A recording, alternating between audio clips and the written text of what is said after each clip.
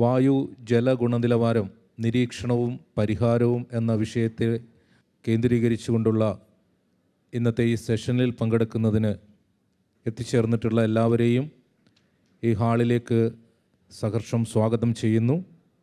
വായു ജല മലിനീകരണത്തിൽ നിന്നും മോചനം നേടാൻ സഹായിക്കുന്ന പുത്തൻ സാങ്കേതിക വിദ്യകൾ, അവയുടെ പ്രായോഗിക വ്യാപനം, നേരിടുന്ന തടസ്സങ്ങൾ എന്നിവയാണ് ഈ സെഷൻ ചർച്ച ചെയ്യുന്നത്. ഭൂജല മലിനീകരണം തടയുന്നതിനും പ്രാദേശിക ജലപരിശോധന ലാബുകൾ സ്ഥാപിക്കുന്നതിനുമുള്ള ജനകീയമായ പരിഹാര മാർഗങ്ങൾ ഉൾപ്പെടെ ഈ സെഷനിൽ ചർച്ച ചെയ്യപ്പെടുമെന്നാണ് പ്രതീക്ഷിക്കുന്നത്. കേരള സംസ്ഥാന മലിനീകരണ നിയന്ത്രണ board chairperson Shrimati Sreekala S ആണ് ഈ സെഷൻ്റെ അധ്യക്ഷ. ശ്രീമതി ശ്രീകല എസ് മാഡത്തെ വളരെ ആദരപൂർവ്വം ഈ വേദിയിലേക്ക് സ്വാഗതം ചെയ്യുന്നു. മലിനീകരണ നിയന്ത്രണ രംഗത്തെ പ്രായോഗിക മാതൃകകളും പഠനങ്ങളും പങ്കുവയ്ക്കാൻ വിശിഷ്ടരായ അതിഥികൾ നമ്മോടൊപ്പം എത്തിച്ചേർന്നിട്ടുണ്ട്. കോഴിക്കോട് നഗരത്തിലെയും വിദ്യാലയങ്ങളിലെയും ജലസംരക്ഷണ പരിസ്ഥിതി പ്രവർത്തനങ്ങളിൽ മാതൃകാപരമായ നേതൃത്വം നൽകിയ മുൻ നിയമസഭാംഗവും ബഹുമാനപ്പെട്ട മുഖ്യമന്ത്രിയുടെ പ്രൈവറ്റ് സെക്രട്ടറിയുമായ Shri A Pradeep Kumar, Alappuzha tax forum director Shri Rohit Joseph, മലിനീകരണ നിയന്ത്രണ board engineer Shrimati Binsy BS, ആരോഗ്യ ആർദ്രം മിഷനിലെ young professional doctor Athira K, Haritha Keralam മിഷനിലെ യങ് പ്രൊഫഷണൽ ശ്രീമതി ഗ്രീഷ്മ ഗിരീഷ് എന്നിവരെ പ്രബന്ധാവതരണത്തിനായി സ്വാഗതം ചെയ്യുന്നു. ശാസ്ത്രീയമായ വിശകലനത്തിനായി പാനൽ അംഗങ്ങളായി നമ്മോടൊപ്പം ചേരുന്നത് കോളേജിയറ്റ് എഡ്യൂക്കേഷൻ മുൻ deputy director professor PK Raveendran മാഷാണ്. അദ്ദേഹത്തെയും ഈ ചർച്ചാവേദിയിലേക്ക് സഹർഷം സ്വാഗതം ചെയ്യുന്നു. വേദിയിലും സദസ്സിലുമുള്ള ഏവരെയും ഒരിക്കൽ കൂടി സ്വാഗതം ചെയ്തുകൊണ്ട് അധ്യക്ഷ പ്രസംഗത്തിനായി ശ്രീമതി ശ്രീകല മാഡത്തെ സാദരം ക്ഷണിക്കുന്നു. വേദിയിലും സദസ്സിലുമുള്ള എല്ലാ ബഹുമാന്യരെ, നമുക്ക് സെഷൻ ആരംഭിക്കാം. ഈ സെഷൻ മെയിനായിട്ട് നമ്മൾ സംസാരിക്കുന്ന വിഷയം air and water quality monitoring and സൊല്യൂഷനാണ്. നേരത്തെ ഇവിടെ സൂചിപ്പിച്ചതുപോലെ തന്നെ എയർ ആൻഡ് വാട്ടർ ക്വാളിറ്റി നമ്മുടെ പരിസ്ഥിതിയുടെ ഏറ്റവും പ്രധാനപ്പെട്ട ഘടകമാണ്. അതിൽ ഉണ്ടാകുന്ന അല്ലെങ്കിൽ ഉണ്ടായിക്കൊണ്ടിരിക്കുന്ന അല്ലെങ്കിൽ അതിൽ മാറ്റം വരുത്തേണ്ടതായിട്ടുള്ള കാര്യങ്ങളെക്കുറിച്ചാണ് നമ്മൾ ചർച്ച ചെയ്യുന്നത്. മേജറായിട്ട് എല്ലാ ടോപ്പിക്കുകളും കവർ ചെയ്തു പോകുന്ന അത് തന്നെയാണ്. ഇത് സംസാരിക്കുന്നതിന് മുമ്പായിട്ട് നമുക്ക് ഒരു മുഖപുര ആവശ്യമാണ്. ആ മുഖപുരയുടെ അത് മനസ്സിൽ വെച്ചുകൊണ്ട് വേണം നമ്മൾ നമ്മുടെ ഈ ചർച്ചകളിൽ ശ്രദ്ധിച്ച് കാര്യങ്ങൾ മനസ്സിലാക്കാൻ. എങ്കിൽ മാത്രമേ നമുക്ക് നമ്മുടെ സ്റ്റേറ്റിൽ എങ്ങനെയാണ് ഇതിൻ്റെ ഈ എയർ ആൻഡ് വാട്ടർ ക്വാളിറ്റിയുടെ ശുദ്ധീകരണം നമുക്ക് എങ്ങനെ ചെയ്യാൻ പറ്റും എന്നുള്ളതിനെക്കുറിച്ച് നമുക്കൊരു ധാരണ ഉണ്ടാവുള്ളൂ.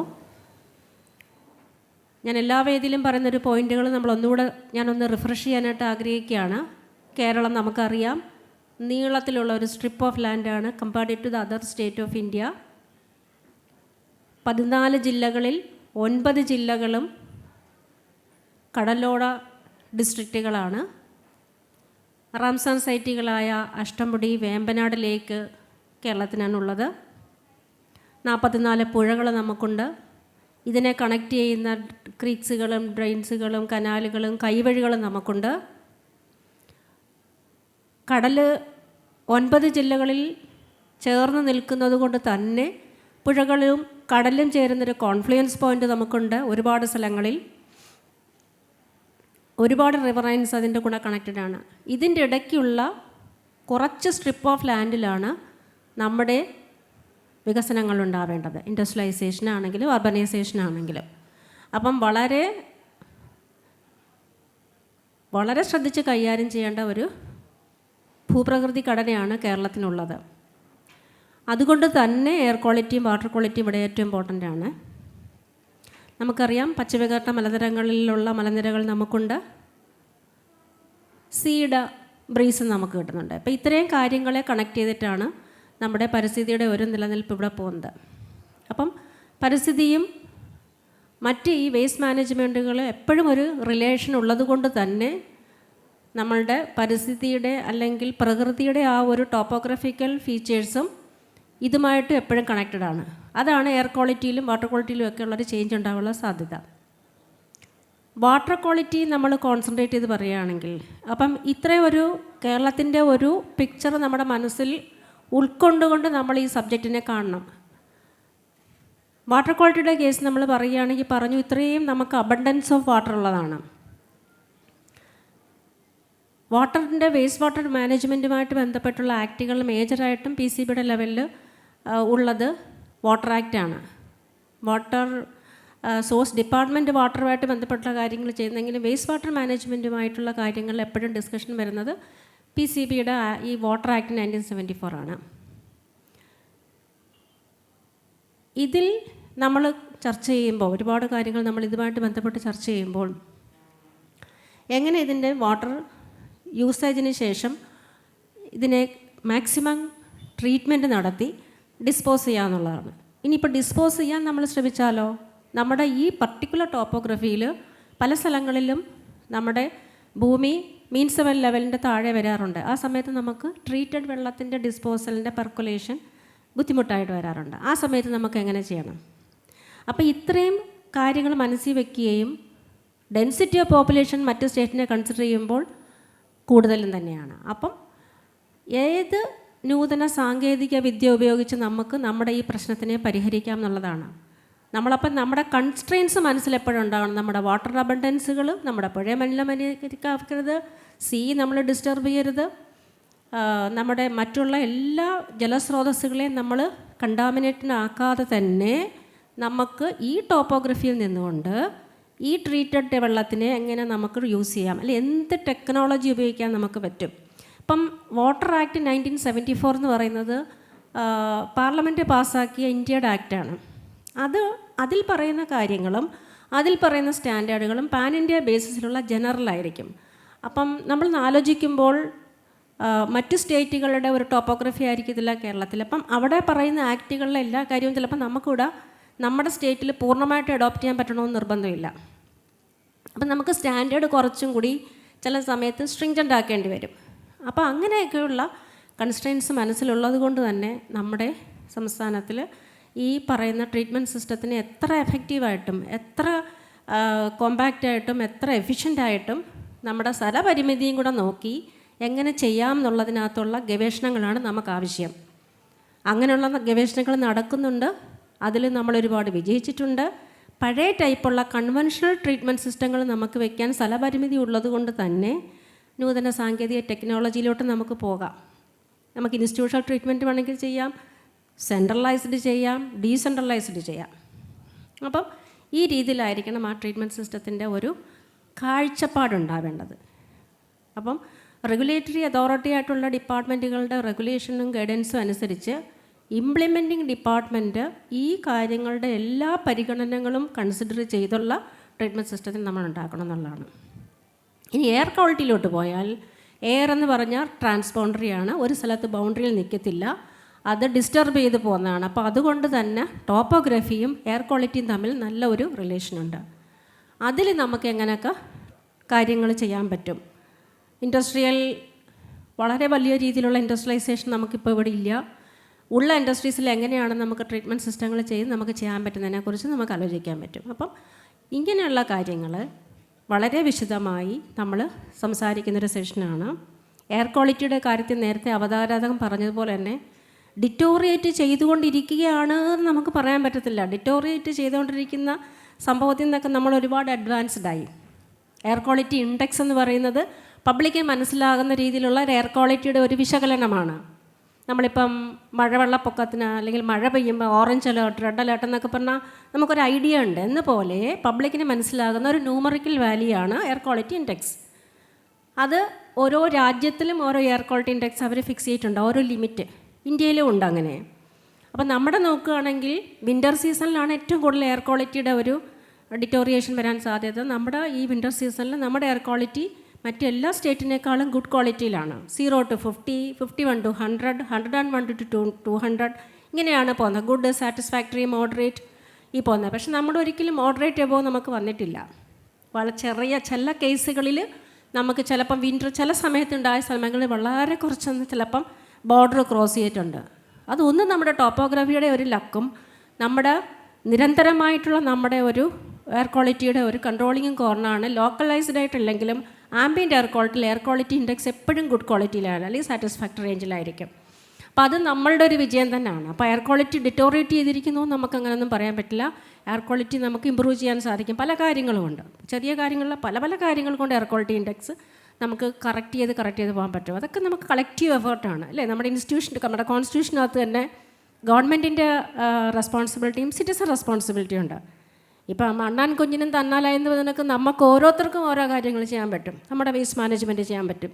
നമ്മൾ ഓരോരുത്തരും ചെയ്യുമ്പോൾ ഇപ്പോൾ ഒരു ഓഫീസറാണെങ്കിലും we are also a citizen, ഞങ്ങളും ഓരോ സിറ്റിസണാണ്. അപ്പം നമ്മളും നിയമം പറഞ്ഞിട്ട് നമ്മുടെ വീട്ടിൽ നമ്മളങ്ങനെ ചെയ്യാനായിട്ട് കാര്യമില്ല. അപ്പം നമ്മൾക്ക് ചെയ്യാൻ പറ്റുന്ന കാര്യങ്ങൾ കൂടെ ചെയ്തു വരികയാണെങ്കിൽ നമുക്ക് ഒരുമിച്ച് കളക്റ്റീവായിട്ട് നമ്മുടെ സംസ്ഥാനത്തിൻ്റെ എയർ വാട്ടർ ക്വാളിറ്റിയെ നമുക്ക് നല്ല ഗുഡ് ക്വാളിറ്റിയിലോട്ട് നമുക്ക് കൊണ്ടുപോകാൻ സാധിക്കും. ഈ മുഖവരയോടെയും ഈ ഒരു കാര്യം മനസ്സിൽ വെച്ചുകൊണ്ട് നമ്മൾ ഈ സെഷൻസ് എല്ലാവരും കേൾക്കണമെന്നാണ് ഞാൻ ചെയർമാൻ എന്നുള്ള നിലയിൽ അഭ്യർത്ഥിക്കുന്നത്. ഓരോ സെഷനിലും വളരെ നല്ല രീതിയിലുള്ള കാര്യങ്ങൾ സംസാരിച്ച് വരുന്നുണ്ട്. ഇതിന് ശേഷം നമുക്ക് ഇതിനകത്തുള്ള ഒരു കളക്റ്റീവായിട്ടുള്ള കാര്യങ്ങളിലൊരു ഡിസ്കഷൻ നമുക്ക് ആകാം. Thank you. എക്സ്പീരിയൻസ് ഷെയറിങ്ങിനായി tax forum Alappuzha director Shri Rohit ജോസഫിനെ ക്ഷണിച്ചുകൊള്ളുന്നു. എല്ലാവർക്കും നമസ്കാരം. ഇപ്പോൾ ബഹുമാനപ്പെട്ട ചെയർ പറഞ്ഞതുപോലെ ജലാശയങ്ങളുടെയും വായുവിൻ്റെയൊക്കെ ഗുണനിലവാരത്തിലുള്ള ഒരു നിയന്ത്രണത്തിന് വേണ്ടി സാങ്കേതിക വിദ്യകളുടെ ഒരു സാധ്യതകളും ഇന്ന് ലോകം ഡിമാൻഡ് ചെയ്യുന്ന അല്ലെങ്കിൽ കേരളം ഡിമാൻഡ് ചെയ്യുന്ന സാങ്കേതിക വിദ്യകളെ പറ്റിയും ഒക്കെയുള്ള ചർച്ചകൾ നടക്കേണ്ടതുണ്ടെന്നും ഗവേഷണങ്ങൾ നടക്കേണ്ടതുണ്ടെന്നും ഒക്കെ വ്യക്തമാക്കി. എൻ്റെ അവതരണത്തിൽ ഈ പറഞ്ഞ സാങ്കേതിക വിദ്യകൾ സംബന്ധിച്ച് നമുക്ക് എടുക്കേണ്ട അല്ലെ കേരളം ഏറ്റെടുക്കേണ്ട പൊതുവായ ഒരു സമീപനം എന്തായിരിക്കണം എന്നുള്ളതാണ് എൻ്റെ അവതരണത്തിൽ പ്രധാനമായും ഊന്നൽ നൽകുന്നത്. 2018-2019 കാലഘട്ടത്തിൽ ആലപ്പുഴ നഗരത്തിൽ നടന്ന കനാൽ നവീകരണ പ്രവർത്തനങ്ങളുമായി ബന്ധപ്പെട്ട അനുഭവങ്ങൾ വിലയിരുത്തി അതിൻ്റെ ഒരു വിശകലനത്തിൻ്റെ അടിസ്ഥാനത്തിൽ ഞങ്ങൾ എത്തിച്ചേർന്ന അല്ലെങ്കിൽ എൻ്റെ സംഘം എത്തിച്ചേർന്ന ഒരു തീസിസാണ് നിങ്ങളുടെ മുമ്പിൽ പ്രസൻറ്റ് ചെയ്യുന്നത്. ഒന്ന്, ഇതിൻ്റെ ടൈറ്റിൽ ഞാൻ പറഞ്ഞിട്ടുണ്ട്, അതായത് ഒരു ലോകം. അവിടെ ഈ ലോകത്ത് സാങ്കേതിക വിദ്യകൾ ഉപയോഗിച്ചുകൊണ്ട് പാരിസ്ഥിതിക പ്രശ്നങ്ങൾ പരിഹരിക്കുന്നതിനുള്ള ഇടപെടലുകൾ നടക്കുന്നതിൻ്റെ ഒരുപാട് അനുഭവങ്ങളും വലിയ പ്രവർത്തന പദ്ധതികളുമൊക്കെ കാണുന്ന ഒരു കാലമാണ്. എന്താണ് സംഭവിച്ചുകൊണ്ടിരിക്കുന്നത് എന്ന് ഒരു വളരെ വേഗത്തിലൊന്ന് നോക്കിപ്പോവാം. ഒന്ന്, വളരെ വേഗത്തിലുള്ള ഒരു ഇൻഡസ്ട്രിയൽ ഇന്നവേഷൻ എക്കോസിസ്റ്റത്തിൽ കൂടെയാണ് നമ്മൾ കടന്നു പോകുന്നത്. അതിവേഗത്തിലുള്ള ഇന്നവേഷൻസ് അല്ലെങ്കിൽ ഇൻഡസ്ട്രീസിൻ്റെ വളർച്ച അതിവേഗത്തിലാവുന്നുണ്ട്. അതിനനുസരിച്ച് ഇന്നവേഷൻസ് ഡെവലപ്പ് ആവുന്നുണ്ട്. ഒരുപാട് നൂതന സാങ്കേതിക വിദ്യകളും ടെക്നിക്കൽ അഡ്വാൻസ്മെൻറ്റിലേക്ക് നമ്മൾ എത്തിച്ചേരുന്നുണ്ട്. അതുപോലെ തന്നെ ഉൽപ്പാദനത്തിലും കൺസംഷനിലുമൊക്കെ നമ്മുടെ ശേഷി വല്ലാതെ വികസിക്കുന്നുണ്ട്. ഇതൊക്കെ ഉണ്ടായിട്ടും നമ്മൾ ഇന്ന് അനുഭവിക്കുന്ന പ്രശ്നങ്ങളായിട്ടുള്ള എൻവയോൺമെൻറ്റൽ ഡീഗ്രഡേഷൻ, അതുപോലെ തന്നെ റിസോഴ്സിൻ്റെ ഡിപ്ലീഷൻ, നമ്മൾ പ്രധാനമായും ആശ്രയിക്കുന്ന റിസോഴ്സ് കുറഞ്ഞു വരുന്ന അവസ്ഥ, കാലാവസ്ഥാ വ്യതിയാനം പോലുള്ള പ്രയാസങ്ങൾ, ഇതൊക്കെ നിലനിൽക്കുകയും ചെയ്യും. അപ്പോൾ ഇതൊക്കെ ഉണ്ടായിട്ടും എന്തുകൊണ്ട്, അല്ലെങ്കിൽ ഇത്രയും ശാസ്ത്രീയമായി നമ്മൾ മുന്നേറിയിട്ടും ഇത്രയും സാങ്കേതിക നേട്ടങ്ങൾ നമ്മൾക്ക് കൈവരിക്കാൻ സാധിച്ചിട്ടും എന്തുകൊണ്ട് ഇത്തരത്തിലുള്ള പ്രയാസങ്ങൾ വീണ്ടും നിലനിൽക്കുന്നു എന്ന ചോദ്യം ചോദിച്ചുകൊണ്ട് എൻ്റെ അവതരണത്തിലേക്ക് കടക്കാനാണ് ഞങ്ങൾ ആഗ്രഹിക്കുന്നത്. ഇവിടെ ഞങ്ങളുടെ തീസിസിൻ്റെ ഒന്നാമത്തെ ഒരു സങ്കല്പം, നിലവിൽ എങ്ങനെയാണ് നമ്മൾ പരിസ്ഥിതിയും സാങ്കേതിക വിദ്യയും തമ്മിലുള്ള ബന്ധത്തെ നമ്മൾ എങ്ങനെയാണ് ഇപ്പോൾ സമീപിക്കുന്നത് എന്നുള്ളതാണ് ഈ ചിത്രത്തിലൂടെ പറയാൻ ശ്രമിക്കുന്നത്. നമുക്കറിയാം, പരിസ്ഥിതിയാണ് എല്ലാ വിഭവങ്ങളുടെയും നമ്മുടെ പ്രധാനപ്പെട്ട സ്രോതസ്സ് എന്ന് പറയുന്നത്. മറ്റൊരു സ്രോതസ് ഇല്ല എന്ന് തന്നെ പറയാം. നമ്മൾ പ്രകൃതിയിൽ നിന്നാണ് എല്ലാ വിഭവങ്ങളും കൺസ്യൂം ചെയ്യുന്നത്. അപ്പോൾ നമുക്ക് മനുഷ്യർക്ക് കൺസ്യൂമർ എന്ന് പറയുന്ന ഒരു പൊസിഷനുണ്ട്. എല്ലാ വിഭവങ്ങളും നമുക്ക് കൺസ്യൂം ചെയ്തുകൊണ്ട് മാത്രമേ മുന്നേറാൻ കഴിയുള്ളൂ. ഈ കൺസംഷനകത്ത് അല്ലെങ്കിൽ പ്രകൃതിക്കും നമ്മുടെ ഉപയോഗത്തിനുമിടയിൽ നമ്മൾ സാങ്കേതിക വിദ്യ അപ്ലൈ ചെയ്യുന്നുണ്ട്. പലതരത്തിലുള്ള സാങ്കേതിക വിദ്യകൾ അപ്ലൈ ചെയ്യുന്നുണ്ട്. മൈനിങ് ആയിക്കോട്ടെ, അല്ലെങ്കിൽ പലതരത്തിലുള്ള ടെക്നോളജികൾ ഉപയോഗിച്ചാണ് നമ്മൾ ഈ പരിസ്ഥിതിയിൽ നിന്നുള്ള വിഭവങ്ങളെ വളരെ എഫിഷ്യൻ്റായി, വളരെ ഒപ്റ്റിമൈസ്ഡായി നമ്മുടെ ഉപയോഗത്തിന് വേണ്ടി പ്രയോജനപ്പെടുത്തുന്നത്. ഇതാണ് ഒന്നാമത്തെ ഒരു പ്രവർത്തനം എന്ന് പറയുന്നത്. അതിൻ്റെ രണ്ടാം ഘട്ടം എന്താണ്? നമ്മൾ ഈ വിഭവം ഉപയോഗിച്ച ശേഷം എന്താ സംഭവിക്കുക? നമ്മുടെ ആവശ്യങ്ങൾ നിറവേറ്റപ്പെടുന്നു, നമ്മൾ അത് വെച്ച് പുതിയ ഉൽപ്പന്നങ്ങൾ നിർമ്മിക്കുന്നു, നമ്മുടെ സർവീസിന് വേണ്ടി അത് പ്രയോജനപ്പെടുത്തുന്നു. അതിനുശേഷം രണ്ടാമത്തെ ഘട്ടം എന്ന് പറയുന്നത് നമ്മൾ കൺസ്യൂം ചെയ്ത ഈ വിഭവത്തിൽ നിന്ന് മാലിന്യം ഉൽപ്പാദിപ്പിക്കപ്പെടുന്നു എന്നുള്ള ഒരു രണ്ടാമത്തെ സ്റ്റേജിലേക്കാണ് നമ്മൾ കടക്കുക. അപ്പോൾ ഈ മാലിന്യത്തിന് എന്താണ് സംഭവിക്കുന്നത് എന്നുള്ളതാണ് പ്രധാനപ്പെട്ടൊരു പ്രശ്നം. ഈ മാലിന്യം റിസീവ് ചെയ്യുന്ന സിങ്കാണ് രണ്ടാമത്തെ പ്രകൃതിയുടെ റോള്. ചുരുക്കി പറഞ്ഞാൽ നമുക്ക് വേണ്ട വിഭവങ്ങൾ എടുക്കുക എന്നുള്ളത് പ്രകൃതി നമുക്ക് നടത്തിത്തരുന്ന ഒരു ജോലിയാണ്. രണ്ട്, ആ വിഭവങ്ങൾ നമ്മൾ ഉപയോഗിച്ച ശേഷം ഉണ്ടാകുന്ന മാലിന്യത്തെ നമുക്ക് തിരിച്ച് നിക്ഷേപിക്കാനും കൂടിയുള്ള അല്ലെങ്കിൽ വേസ്റ്റ് നിക്ഷേപിക്കാനും കൂടിയുള്ള ഒരു സിങ്കായിട്ടും പ്രകൃതി തന്നെയാണ് പ്രവർത്തിച്ചുകൊണ്ടിരിക്കുന്നത്. ഇങ്ങനെയാണ് നമ്മൾ ഈ ഭൂമിയിൽ നിലനിന്ന് പോരുന്നത്. ഇതിൻ്റെ അപ്പുറത്തേക്ക് കളയാൻ നമുക്ക് നിവൃത്തിയില്ലല്ലോ. ഇവിടെ രണ്ട് സ്ഥലത്താണ് സാങ്കേതിക വിദ്യ പ്രവർത്തിക്കുന്നത്. ചിത്രത്തിൽ നോക്കിയാൽ കാണാം. ഒന്ന്, റിസോഴ്സസ് കൺസ്യൂം ചെയ്യുന്നത് ഒപ്റ്റിമൈസ് ചെയ്യാൻ ടെക്നോളജി പ്രവർത്തിക്കുന്നുണ്ട്. രണ്ട്, റിസോഴ്സ് ഉപയോഗിച്ച ശേഷം അതിനെ പുറന്തള്ളുന്നതിന് സഹായിക്കാൻ ടെക്നോളജി പ്രവർത്തിക്കുന്നുണ്ട്. ഇവിടെ ടെക്നോളജി എന്ന് പറയുന്ന സംഗതി രണ്ട് സ്ഥലത്ത് നിൽക്കുന്നുണ്ടെങ്കിലും ടെക്നോളജിയെ എവിടെ പൊസിഷൻ ചെയ്തിരിക്കുന്നു എന്നുള്ളതിടത്താണ് കുഴപ്പം എന്നുള്ളതാണ് ഞങ്ങളുടെ ഏറ്റവും പ്രധാനപ്പെട്ട ആർഗ്യുമെൻറ്റ്. കാരണം ടെക്നോളജി ഈ ചിത്രത്തിൽ കാണിച്ച പ്രകാരം ടെക്നോളജി പരിശ്രമിക്കുന്നത്, ഇവിടുത്തെ റോള് ഈ വിഭവത്തെ നമ്മൾ കൺസ്യൂം ചെയ്തതിന് ശേഷം ഉണ്ടാക്കുന്ന വേസ്റ്റിനെ കൂടുതലായി അബ്സോർബ് ചെയ്യാനുള്ള പ്രകൃതിയുടെ കപ്പാസിറ്റി വർദ്ധിപ്പിക്കുക എന്നുള്ളിടത്തേക്കാണ്. അതായത് ടെക്നോളജി പ്രതീക്ഷിക്കുന്നു, അല്ലെങ്കിൽ ടെക്നോളജി പരിശ്രമിക്കുന്നു, വേസ്റ്റ് എത്രത്തോളം അക്യുമുലേറ്റ് ചെയ്തോട്ടെ അതിനെ അക്കോമഡേറ്റ് ചെയ്യാനുള്ള ഭൂമിയുടെ ശേഷി എങ്ങനെ നമുക്ക് വർദ്ധിപ്പിക്കാം എന്ന തലത്തിൽ സാങ്കേതിക വിദ്യ ചിന്തിക്കുന്നു എന്നുള്ള ഒരു സമീപനം സാങ്കേതികവിദ്യ ലോകത്ത് നിലനിൽക്കുന്നു എന്നുള്ളതാണ് നമ്മൾ പൊതുവിൽ ലോകത്താകമാനം കണ്ടുവരുന്ന ഒരു സമീപനമായിട്ട് അടയാളപ്പെടുത്താനുള്ളത്. ഇവിടെ മനുഷ്യർക്ക് മറ്റൊരു റോളും കൂടെ വരുന്നുണ്ട്.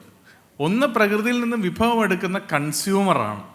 രണ്ടാമത്തെ റോള് പ്രകൃതിയിലേക്ക് മാലിന്യം പുറന്തള്ളുന്ന പൊല്യൂട്ടറുമാണ്. അപ്പോൾ മനുഷ്യൻ ഇവിടെ കൺസ്യൂമറും പൊല്യൂട്ടറുമായി മാറുന്നു. സാങ്കേതിക വിദ്യ എക്സ്ട്രാക്ഷനും എക്സ്റ്റേണലൈസേഷനും വേണ്ടിയിട്ടുള്ള മാധ്യമമായിട്ട് മാറുന്നു. എക്സ്റ്റേണലൈസേഷൻ എന്ന് വെച്ചാൽ ഈ പുറന്തള്ളലിൻ്റെ ഒപ്റ്റിമൈസ്ഡ് രൂപമാണ്. ഇതിനൊരു മാറ്റം വരുത്തുക എന്നുള്ളതാണ് ഇതിനെ സുസ്ഥിരമായി നിലനിർത്തുന്നതിന് വേണ്ടിയിട്ട് ഏറ്റവും പ്രധാനമായിട്ട് ചെയ്യാൻ കഴിയുന്നത്. ചിന്തിച്ച് നോക്കൂ, ഈ സാങ്കേതിക വിദ്യയെ ഈ ഭാഗത്തേക്ക് നമ്മൾ മാറ്റി സ്ഥാപിക്കുകയാണ്.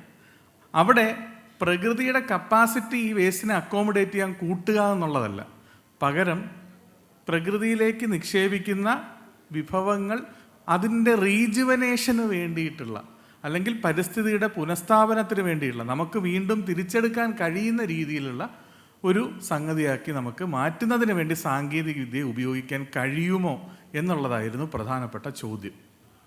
അതാണ് ഇവിടെ കാണുന്നത്.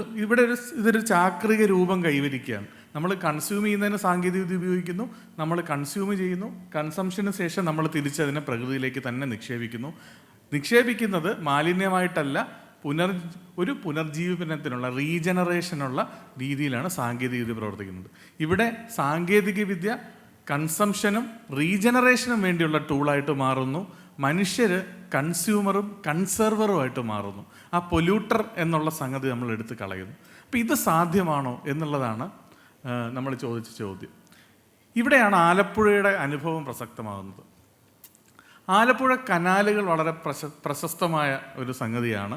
ആലപ്പുഴ കനാലുകളുടെ പൊല്യൂഷനുമായി ബന്ധപ്പെട്ട് ഒരുപാട് പഠനങ്ങൾ നടന്നിട്ടുണ്ട്. ഏറ്റവും പ്രധാനപ്പെട്ട ഒരു നിർദ്ദേശം, ഒരു സാങ്കേതിക നിർദ്ദേശം, വളരെ പ്രബലമായ ഒരു സാങ്കേതിക ഏജൻസി പഠിച്ച് പറഞ്ഞത് ഇതാണ്: ആലപ്പുഴയിലെ കനാലുകളുടെ അവസാനം, അതായത് കനാലുകളും കടലും തമ്മിൽ ചേരുന്നതിന് തൊട്ട് മുമ്പുള്ള ഭാഗത്ത് നമുക്ക് ഒരു ട്രീറ്റ്മെൻറ്റ് പ്ലാന്റ് സ്ഥാപിക്കാം. കനാലിലെ വെള്ളം എത്ര പൊല്യൂട്ടായാലും അതിനെ ട്രീറ്റ് ചെയ്ത് നമുക്ക് കടലിലേക്ക് ഒഴുകാം, തിരിച്ച് കടലിലെ വെള്ളം ഇങ്ങോട്ടും വിടാം.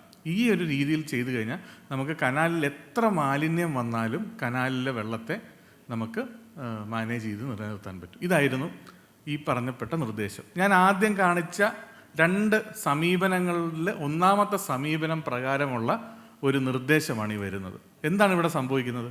ഇവിടെ കനാലിൻ്റെ കപ്പാസിറ്റി കൂട്ടിക്കൊണ്ട് മാലിന്യത്തെ സ്വീകരിക്കാനുള്ള കനാലുകളുടെ ശേഷി വർദ്ധിപ്പിക്കുക എന്നുള്ളിടത്താണ് സാങ്കേതികവിദ്യ പ്രയോഗിക്കാൻ ശ്രമിച്ചത്.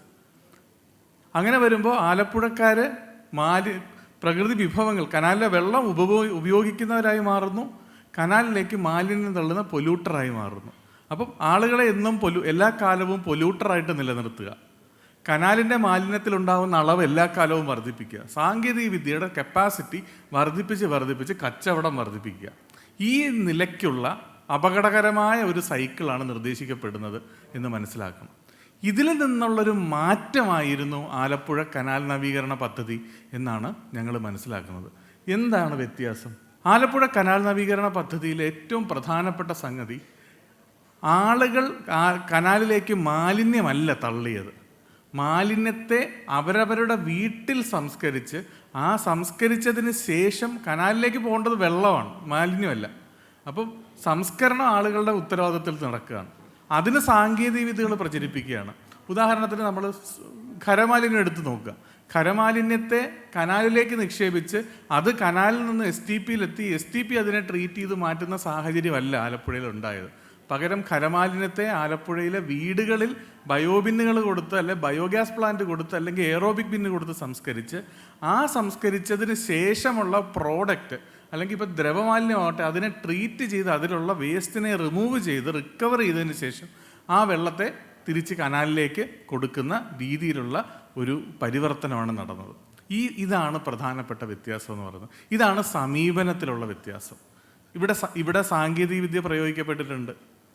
പക്ഷേ സാങ്കേതികവിദ്യയുടെ സ്വഭാവം മനുഷ്യനും ഈ പ്രകൃതി വിഭവത്തിനും ഇടയിലായിരുന്നെങ്കിൽ, ഇതിനു മുമ്പ് പ്രപ്പോസൽ പ്രകാരം ഇത് മനുഷ്യൻ അത് വേസ്റ്റ് തള്ളാനുള്ള പ്രകൃതി വിഭവം, അതിനുശേഷം സാങ്കേതികവിദ്യ എന്നുള്ള തലത്തിലായിരുന്നു എന്ന് നമുക്ക് കാണാനായിട്ട് കഴിയും.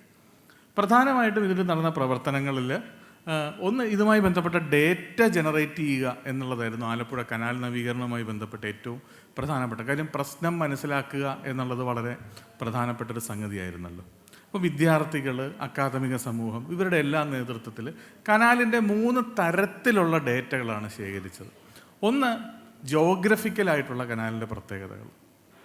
2, അതിൻ്റെ ബയോളജിക്കലായിട്ടുള്ള വൈറ്റൽസ്, അതിൻ്റെ വാട്ടർ ക്വാളിറ്റി, അതിനകത്തുള്ള BOD, COD അതുപോലുള്ള കാര്യങ്ങൾ.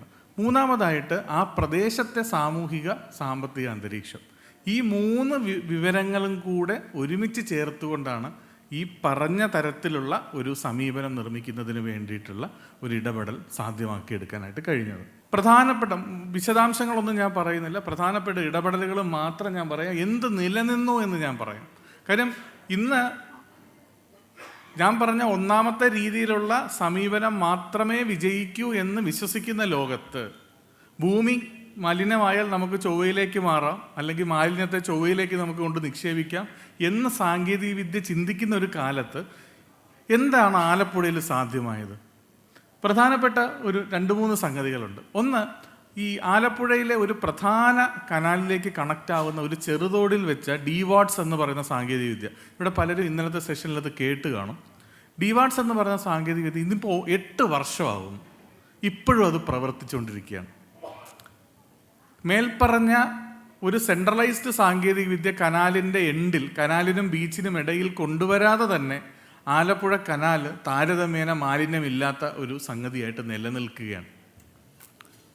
3, ആലപ്പുഴ കനാലുമായി ബന്ധപ്പെട്ട് പൊതുജനങ്ങൾ ഒരു പ്രധാനപ്പെട്ട ഒരു അവബോധമുള്ള ആളുകളായി വരികയും ഈ വൃത്തിയാക്കിയ കനാലുകളിലേക്ക് മാലിന്യം നിക്ഷേപിക്കുന്നതിനകത്ത് അവർ അത്തരത്തിലുള്ള പ്രവണത കണ്ടാൽ അതിൽ ഇടപെടുന്ന തലത്തിലേക്ക് ആളുകളുടെ മനോഭാവം ഉയർന്നിരിക്കുകയും ചെയ്യുകയാണ്. അപ്പോൾ ഈ തരത്തിൽ സമീപനത്തിൽ വന്നിട്ടുള്ളൊരു മാറ്റം പൊതുവിൽ ഒരു റീജനറേഷനെ പ്രോത്സാഹിപ്പിക്കുന്ന, അല്ലെങ്കിൽ പരിസ്ഥിതി സൗഹാർദ്ദമായ സുസ്ഥിരമായ ഒരു മാതൃകയായി മാറി എന്ന് നമുക്ക് കാണാം.